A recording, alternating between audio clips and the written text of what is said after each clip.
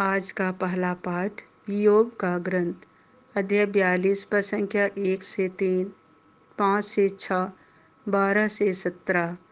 अब मैंने तुझे अपनी आँखों से देखा है, मैं रोते हुए पछताव कर रहा हूँ।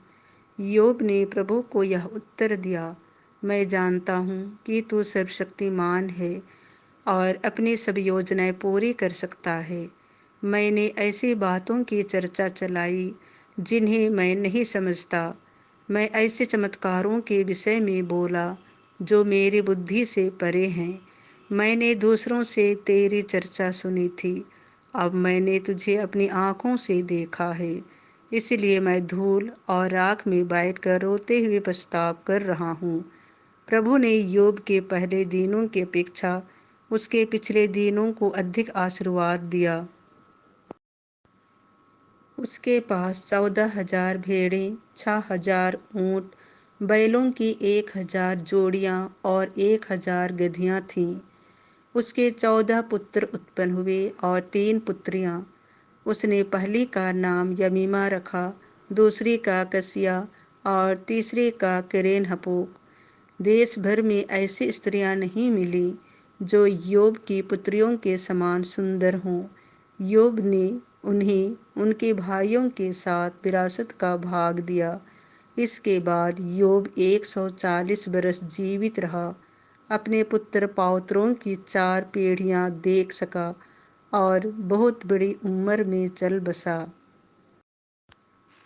संत लूकस के अनुसार पवित्र सुसमाचार अध्याय 10 पद संख्या 17 से 24। इसलिए आनंदित हो कि तुम्हारे नाम स्वर्ग में लिखे हुए हैं। 72 शिष्यानंद लौटे और बोले, हे प्रभु, आपके नाम के कारण अब दूत भी हमारे अधीन हैं। यीशु ने उन्हें उत्तर दिया, मैंने शैतान को बिजली की तरह स्वर्ग से गिरते देखा।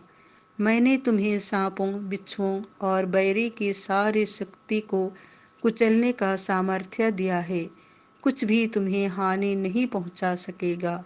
लेकिन इसीलिए आनंदित ना हो कि अब दूत तुम्हारे अधीन हैं, बल्कि इसीलिए आनंदित हो कि तुम्हारे नाम स्वर्ग में लिखे हुए हैं।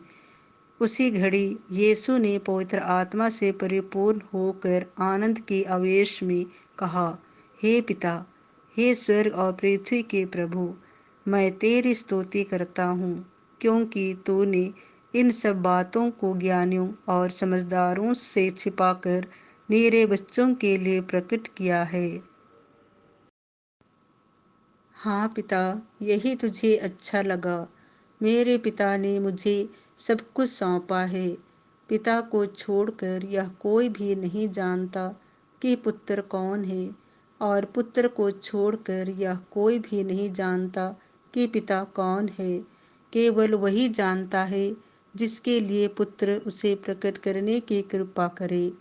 तब उन्होंने अपने शिष्यों की ओर मुड़कर एकांत में उनसे कहा, धन्य हैं वे आँखें जो यह सब देखती हैं जिसे तुम देखते हो, क्योंकि मैं तुमसे कहता हूँ, तुम जो बातें देख रहे हो उन्हें कितने ही नबी और राजा देखना चाहते थे, परंतु उन्होंने उनको देखा नहीं, और जो बातें तुम सुन रहे हो वे उनको सुनना चाहते थे, परंतु उनको सुना नहीं।